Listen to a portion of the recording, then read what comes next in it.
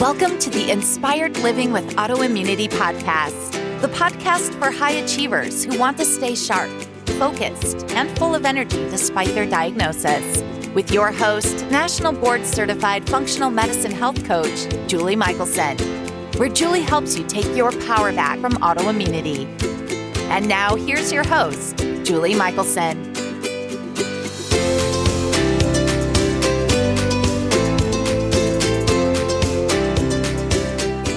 Welcome back to the Inspired Living with Autoimmunity podcast. I'm your host, Julie Michelson.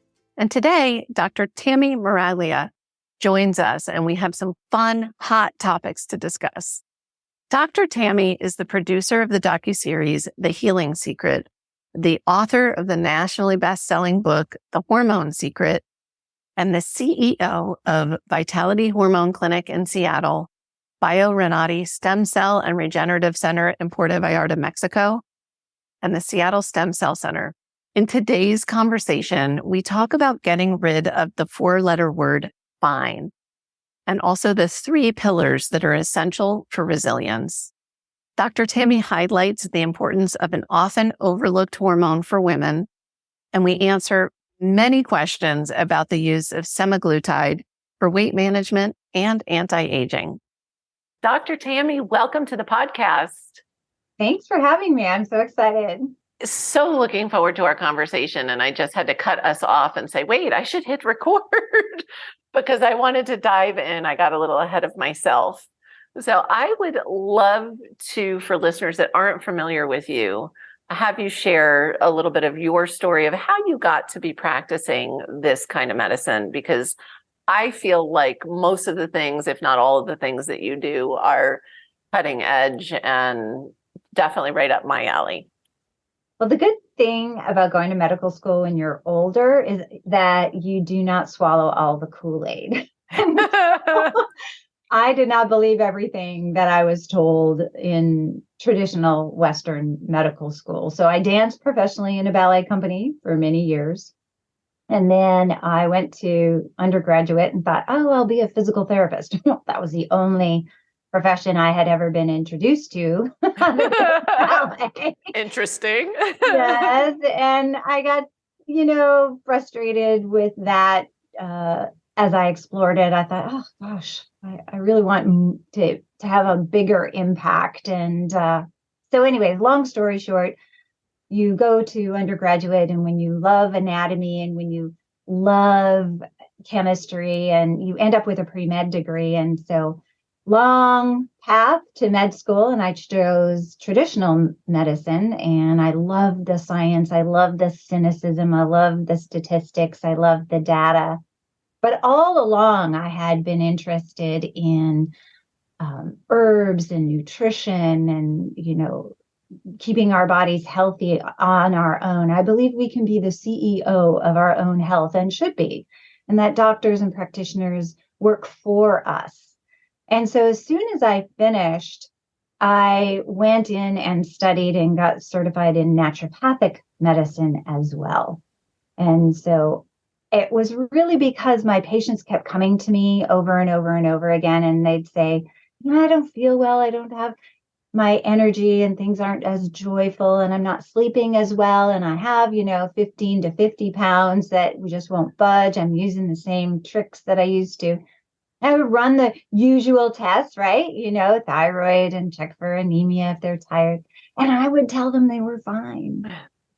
And that's when I realized that fine is a four-letter word. And nobody wakes up in the morning and says, gosh, today I want to feel fine. We want to feel fabulous. So looking at the blood work and looking at how traditional medicine was set up, it's really designed to treat diseases and conditions. And even our wellness appointments are designed to find diseases and conditions at early stages. It has nothing to do with wellness, nothing. So that was really my motivation to dive into what we now call functional medicine, which I think of as a blending of Western and Eastern and naturopathic medicine. So I have my foot on what is needed for the patient because they're the epicenter. I love that. That is amazing. And I also love that fine, the word fine is banned in my home. It is a 4-letter F word. And so it's like, no, we're all educated. We can find a different word to actually express what we mean. Because fine can be good, it can be, I'm pretty good at least, or fine could mean, I'm terrible and I just don't want to burden you with that. So no, not allowed. Be specific. Awesome. Yeah. That's great. I love that. So you mentioned, I'm just curious, I don't know this part of your story, but you mentioned, from the ballet background, and you had the pretty much you were, which is a good thing that, physical therapy, it makes sense you would have probably plenty of experience with physical therapy. Was there any piece of kind of your own healing journey that aside from just the general interest in, hey, the body can heal and wellness is a thing, that you weren't finding in Western medicine? Well, two stories. One is my father was diagnosed with COPD, emphysema, and when he got oxygen, that's the beginning of the last chapter. Mm-hmm. There is no more.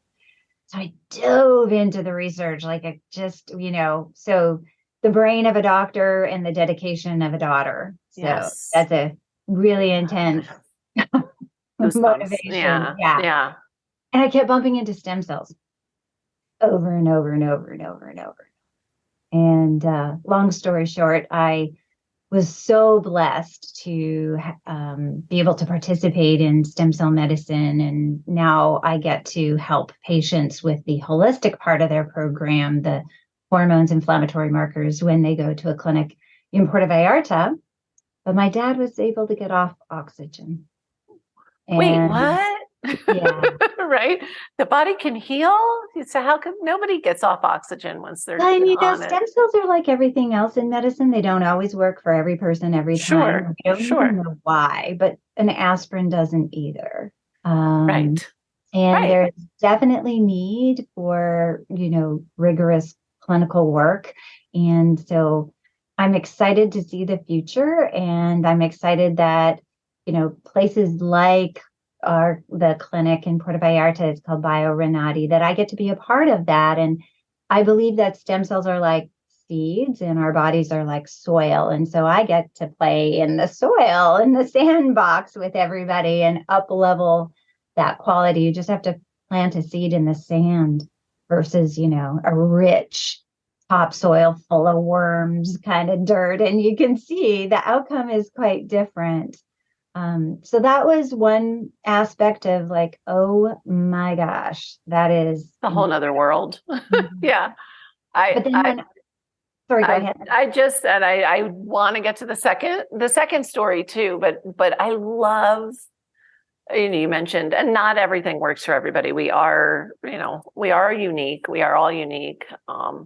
As somebody who has had stem cell treatment for the kind of little remainder autoimmune symptoms that I had, my results were remarkable. I had done all of that work, the cleaning it up, the lifestyle, the hormones, all of the things. And so I really love that you're highlighting, there is no magic. Everybody wants that magic cure, or solution, but that I love that you're bringing the necessary piece, because I would imagine doing a stem cell treatment on somebody who has I'll call it a dirty lifestyle, probably isn't going to do much. It would be like planting a seed in the sand, I would think.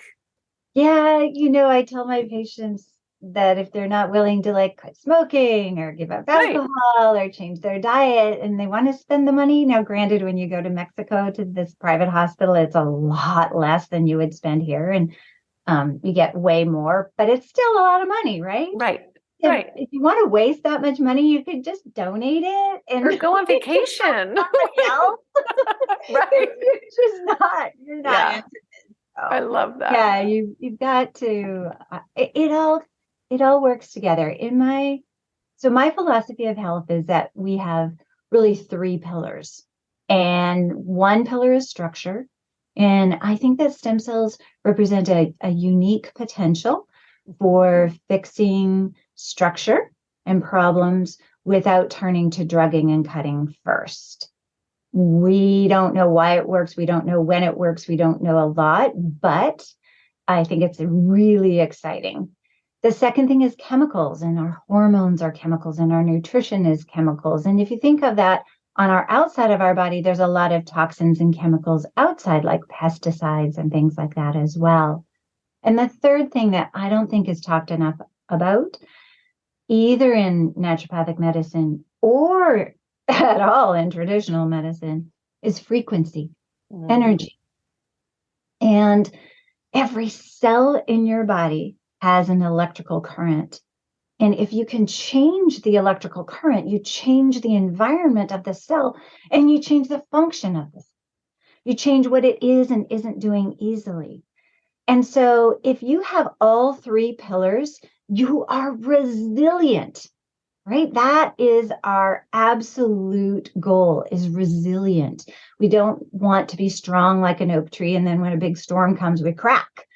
We want to be able to shift and respond. If you only have two, then it only takes a job loss, a relationship loss, or a worldwide pandemic to have you feeling sick or actually even get a disease or diagnosis. And if you only have one pillar intact, you probably already have a disease or diagnosis. And so we approach all of our patients from this three-pillar way of health to optimize, not look for just problems, but how can we optimize it? If you don't have gut problems, I still want to know what's going on in your gut microbiome. It's going to take a while to accumulate at the cell and feel it as a symptom. So why don't we find it earlier? Well, if you don't look, you don't know.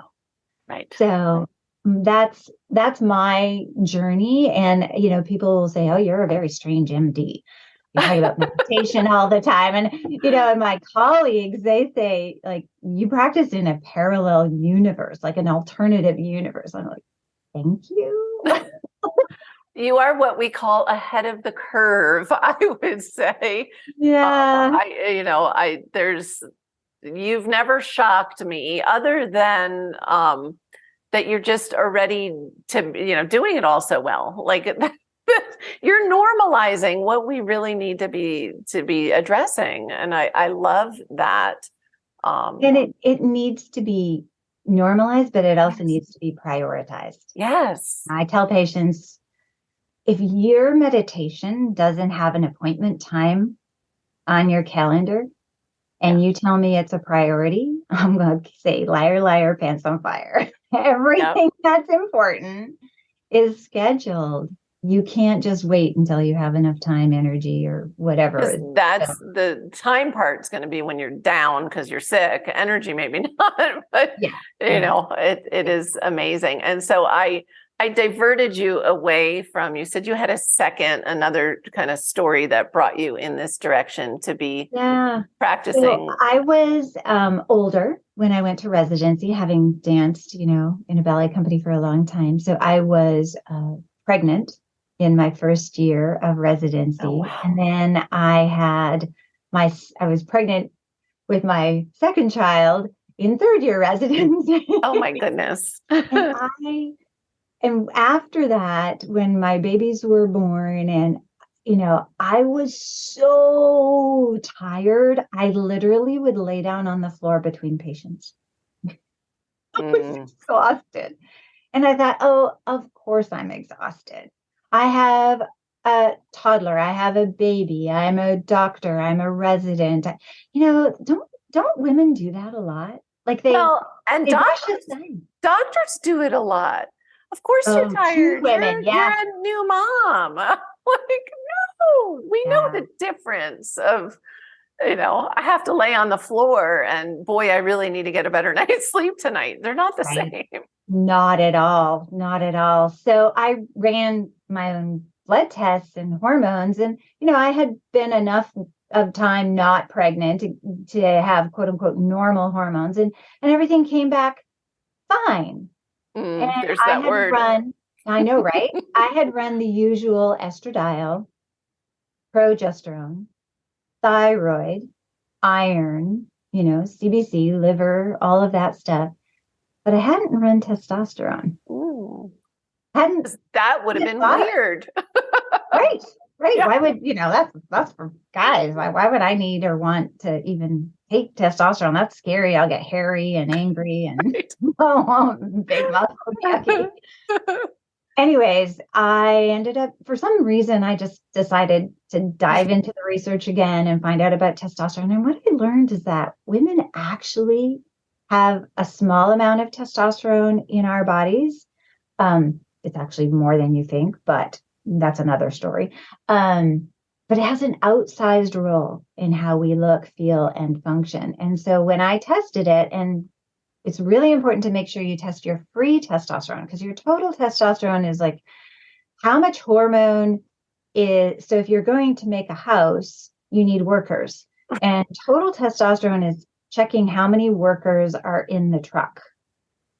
Are they working? I like that. No, they're not working. Free testosterone is checking the workers that are in the house with a hammer, moving around. Not just the ones on the payroll. Right. The ones actually working. Exactly. Yeah.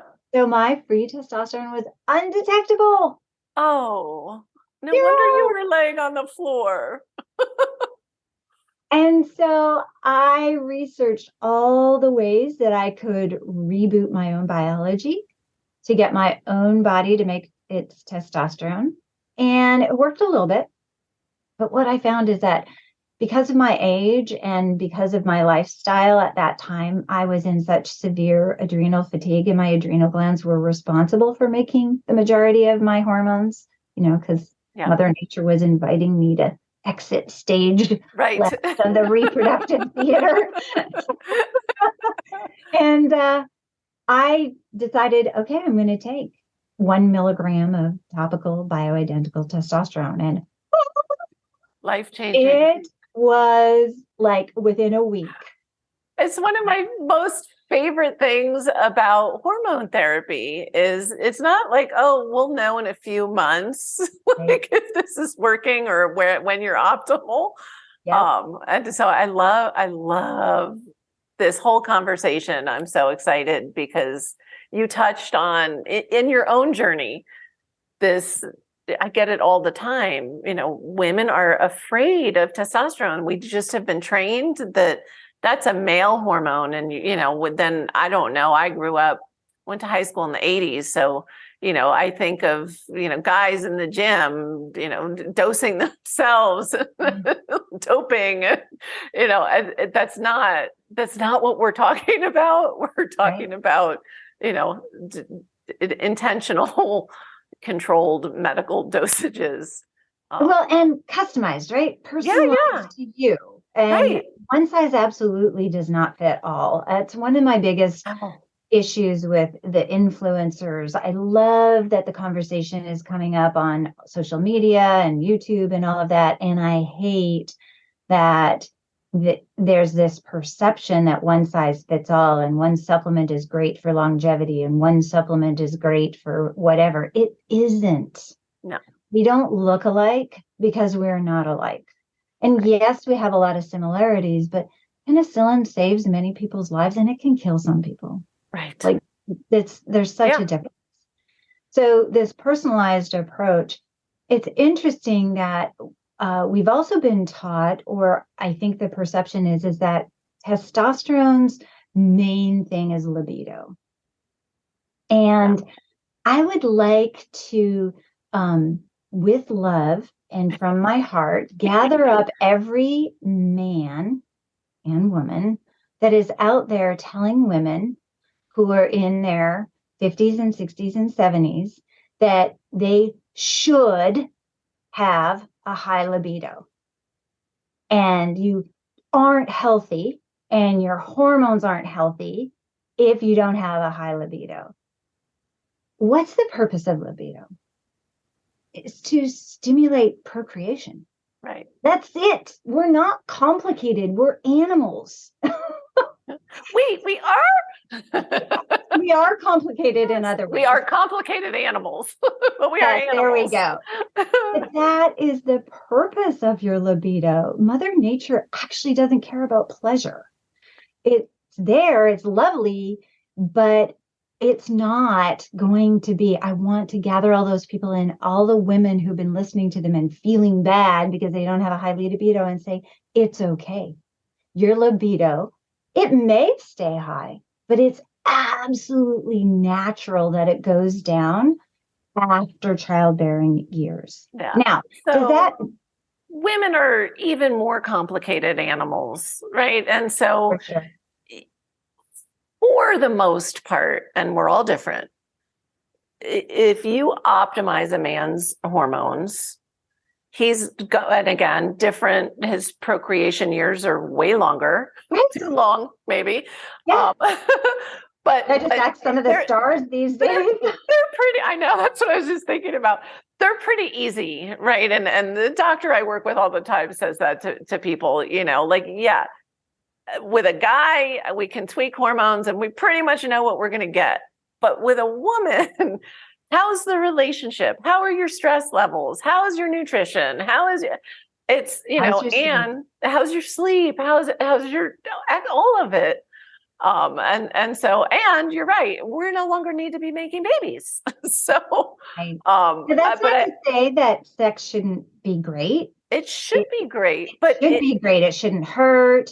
Hormones, if you don't have energy, which is what I think of when I think of testosterone, how are you going to have a high libido when you can't get off the floor? Exactly. And energy is the number one symptom that improves when women restore their testosterone. It's also involved in brain fog. It also stimulates your bones. It also has everything to do with your fat muscle ratio. You know, there's a lot of semaglutide, Ozempic, Wegovy, Mounjaro, and we have a nationwide telehealth weight loss with semaglutide. And so I get it. But I always tell my patients, you're not going to have as much success and you're not going to love the body you're left with if you don't optimize your hormones, including testosterone, no matter if you're a male or a woman, if you don't prioritize protein, and if you don't move your body. Yeah. You don't want to lose muscle. I mean, all of those, that's, people think they want to lose weight and, you know, and let's dive into that because this has become such a hot topic, the semaglutide topic. So I'd love to pick your brain because I'm sure listeners have questions. Or I think at this point, everybody's heard of whether it's Ozempic or one of the pharmaceutical brands or the peptide world, the semaglutide.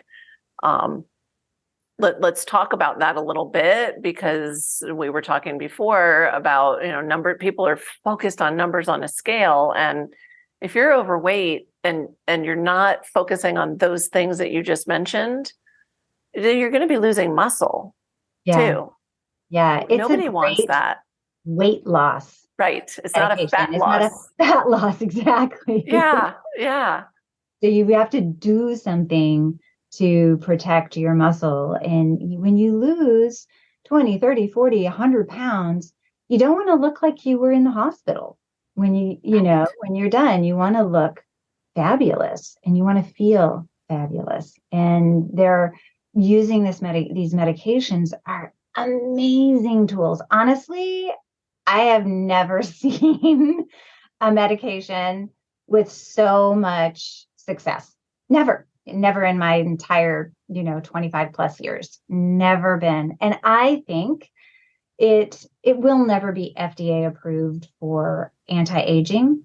But there's some really interesting and profound observations in the research. A decrease in inflammation, a conversion of your white fat to brown fat. And brown fat's the scrumptious fat. It's the one with your mitochondria. A decrease in the risk of heart attack and stroke. That was FDA approved for diabetics. A decrease in the risk of Alzheimer's because of the neuroprotection. A decrease in blood glucose, we know, decrease in blood pressure, decrease in cholesterol. There's so many things that are really interesting. I think that, in my opinion, based on what I know now, I would lump it into that metformin, low dose naltrexone. There's also rapamycin, but I'm a very cautious doctor. I don't prescribe things that have yet to have clinical studies in humans. I'm old enough to remember thalidomide. I don't ever want to be the doctor that prescribes something new that hasn't had some long-term. And that's the beautiful part about semaglutide. It's been around forever. Right. And people think it's new. And let's talk about that. You touched on it already. It's not a weight loss medication. It's not fen-phen. It was first FDA approved. It was used in the diabetic world. Okay. And then as things happen, Botox was never actually used for cosmetic purposes. It was used for a condition called tic douloureux, which is a very trigeminal neuralgia is the other name. So it's a nerve pain and it's excruciatingly painful. It's called the suicide condition. People are in such pain that they literally want to die. And a gust of wind can actually make their pain start. And this Botox injections used to help the pain. And it's almost always on one side, not bilateral. And Dr. Carruthers up in Vancouver, British Columbia, was looking at these patients that had the tic douloureux in their face and getting Botox and went, I don't have any on one side. Fast forward, we studied it. Same as the lash stuff. That wasn't cosmetic purpose. It's a glaucoma. It's a happy side effect. Right, Grandpa, you're full along. So this medication was being given to diabetics, and all of a sudden there's this notice that they're losing weight. Now everybody's like, well, every diabetic when they get treated loses weight. No. If you take insulin, you don't necessarily lose weight. You might actually gain weight. Metformin may or may not get you. The glipizide, there's so many medications, and it wasn't associated with its weight loss. So that did start an FDA-approved clinical trial for one brand that did this of the medication. The generic active medication is called semaglutide, but the one brand did do a weight loss study, and they found that 88% of patients lost, I think it's 15% of their body weight. Wow. And unfortunately, they didn't do, make sure you eat protein and optimize your testosterone and all of that. It was weight loss. Right. So yeah, you're right. It's a weight loss medication, but it's right. Right. And so because it is such a craze, I think, but it does have so many potentially positive benefits and uses.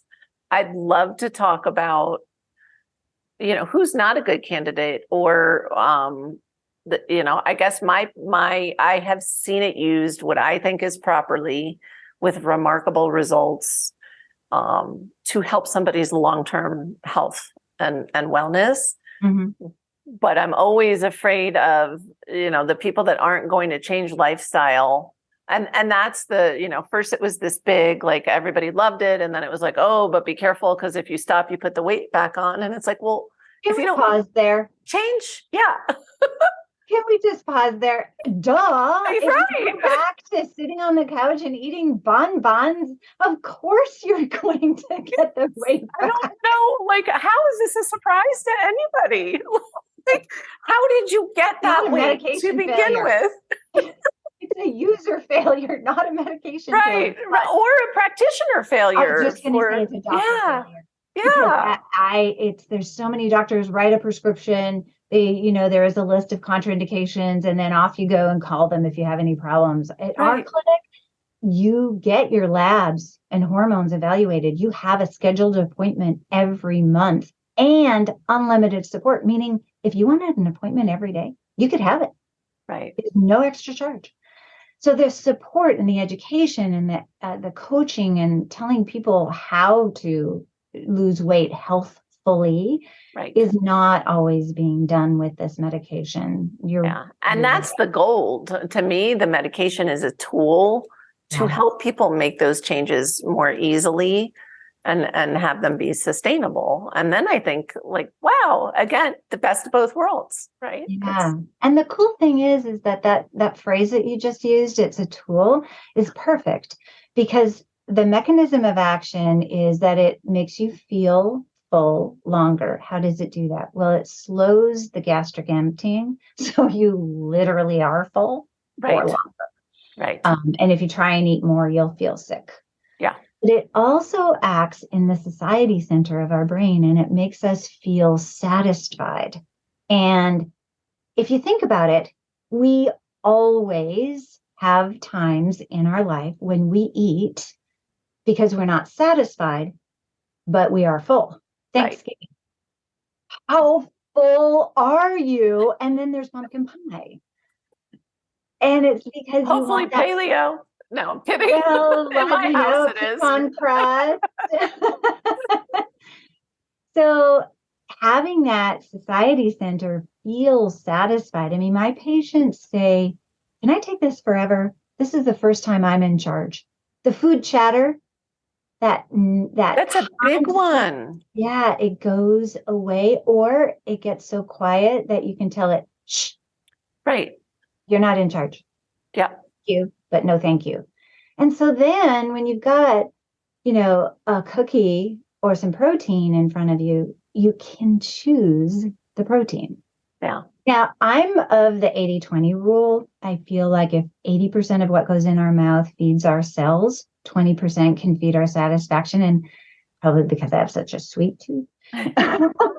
Well, and I say this all the time. The deprivation is not the key to long-term happiness or success. It's like holding your breath. Yeah. What happens when you change lifestyle, I think, that 80 and 20 cross over, right? Then you find the paleo pumpkin pie instead of there are ways to still make something nourish your cells and make you feel like you had a treat, for sure. Well, and if you stop eating all the processed foods, a tomato actually starts to taste different. Yes. I had a client ask me, I'm not kidding, I couldn't make it up, and she was serious.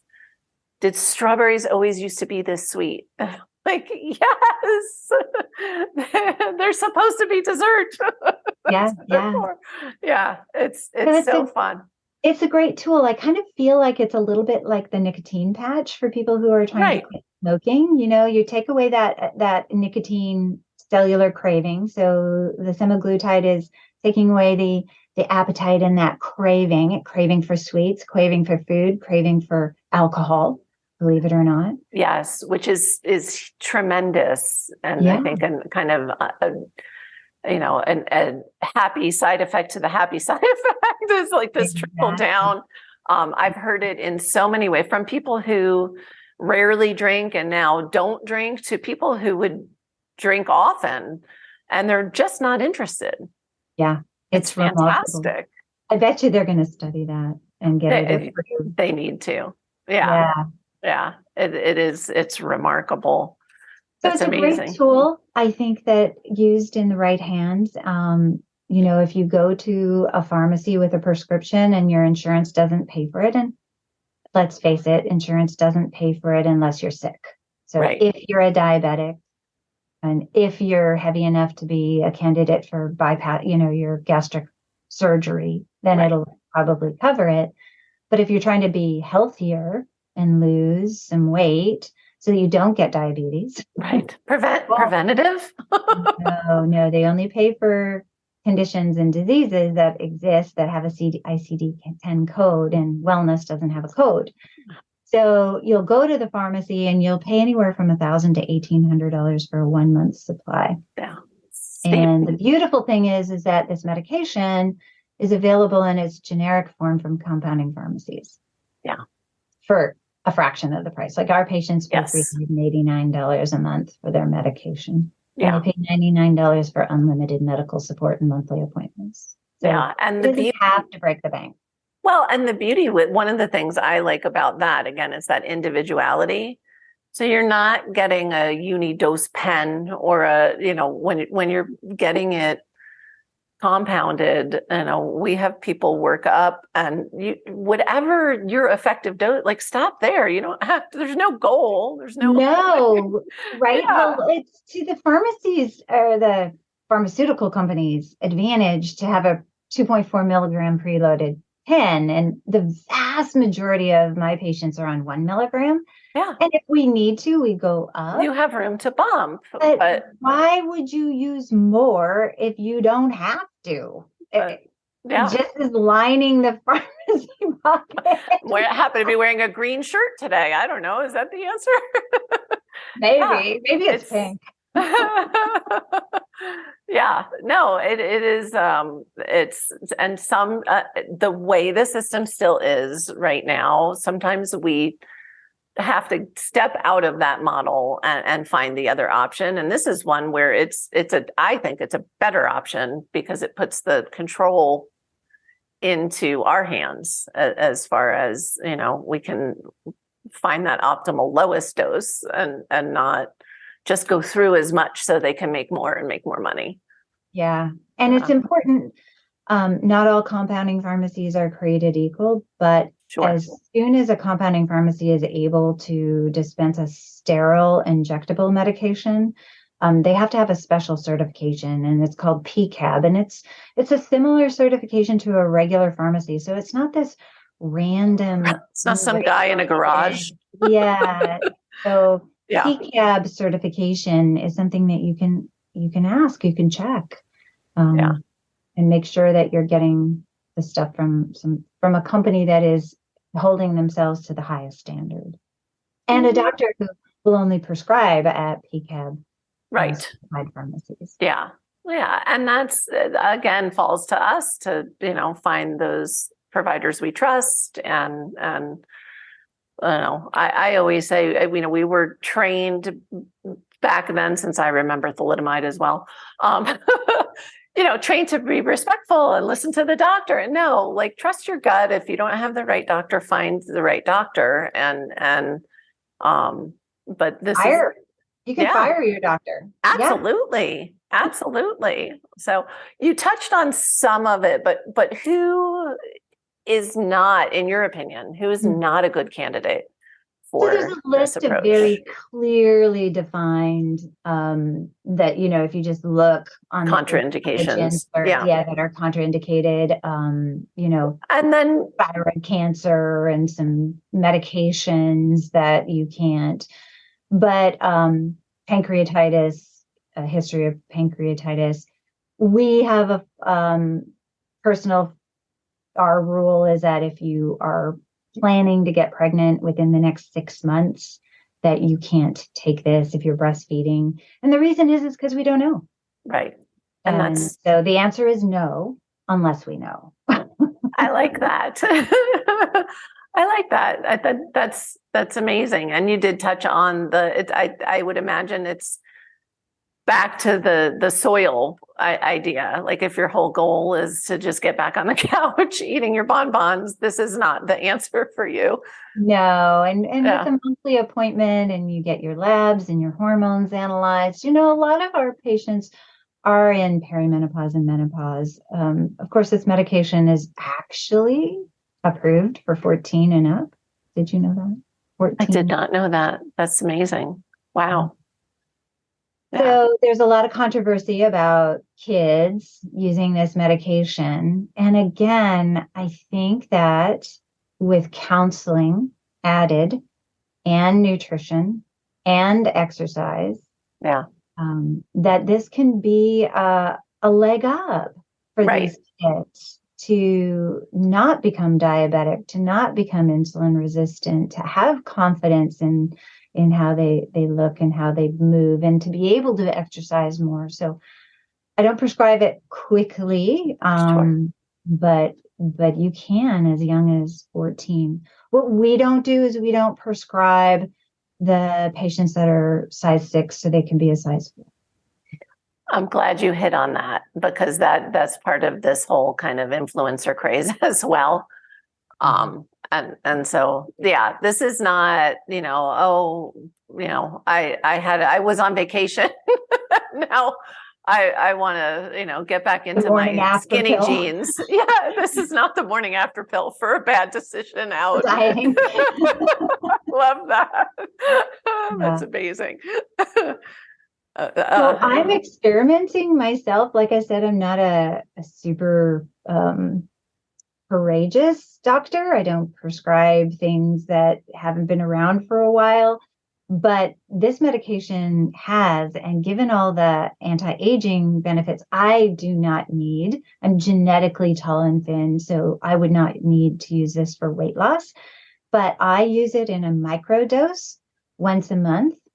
Do I know that I will get the same positive benefits that have been found when people are using it at a therapeutic dose every week? No. But do I know that taking a lower dose less often is safe? Yeah. Right. Unless I get side effects. So there's lots of ways to use this. Yeah, I'm excited. And I think this is like the tip of the iceberg. I really do think it is going to follow that similar path to like a metformin or LDN. I would say metformin's further ahead on the curve than LDN. Some, people, anyway, that's a whole nother episode. Right. I would like to publicly on air invite you back, because I really want to talk about frequency and energy. Sure. And I think that needs its own episode. And so, and we have witnesses. I would love for you to come back and I would be honored. share with us. And there's a lot to dive into. And guess what? There's a lot of research now. Yes. It's not woo-woo anymore. Yeah. Yeah, no. And I love that everything that used to seem so woo-woo is really just science. And we've known it. People have known, not personally, but humans have known these things for thousands of years. And we've circled back to so please come share with us. Thank you. So before I give you your day back, I would love to know one step that listeners can take today to start to move the needle to improve their health. Well, this is a great segue into our next episode, because the most powerful tool that you have, regardless of a prescription, a doctor, a health coach, or yourself, the most powerful tool that you can have to move the needle in your own health and your own life is to meditate. I'm going to ask you a follow-up, because you did the one thing. Everybody has trouble doing one thing. They'll say, but my follow-up is there a particular way or kind or amount when you say meditation? Yes, the one you'll do. Yes, good answer. I didn't even plant that one. Yes, because sometimes, and you should have more than one in your tickle trunk. Yep. Sometimes my brain just will not shut up. Yeah. And I have to do a guided meditation. Yep. Other times, the guided meditation voice, I just want to throw it across the room. Yep. So it's like exercise. What's the best exercise? The one you'll do. Yeah. I love that. Dr. Tami, before we wrap up, where's the best place for listeners to find you? If they're, I listen on the go, and that's why I throw this question in there, because I'm not always good at checking show notes. Yeah, I'd be honored to talk to anyone. We are accepting new patients at my clinic called BioThrive for hormone optimization, functional medicine, and our weight loss. The website is biothrivelife.com. And you can email us at support@drtami.com. Amazing. Thank you so much. Incredible gold. And obviously I have so much more I want to ask. So hopefully we'll get it done soon. Well, thank you for having me. It was a real pleasure. Have a beautiful day. You as well. And for everyone listening, remember you can get the transcripts and show notes by visiting inspiredliving.show. I hope you enjoyed this episode as much as I did. Have a great day. See you next week. Thank you for listening to Julie Michelson's Inspired Living with Autoimmunity. Did you enjoy this episode? Please like, share, and subscribe wherever you listen to podcasts. If you'd like to get a transcript of this and every other episode, just head on over to inspiredliving.show or click on the link in this episode's description. There, you can also find everything we discussed in this episode, including links and information about our guest. You can even send in your questions to be answered by Julie in a future episode. That's inspiredliving.show. Until next time, this is Julie Michelson's Inspired Living with Autoimmunity podcast, helping you take your power back.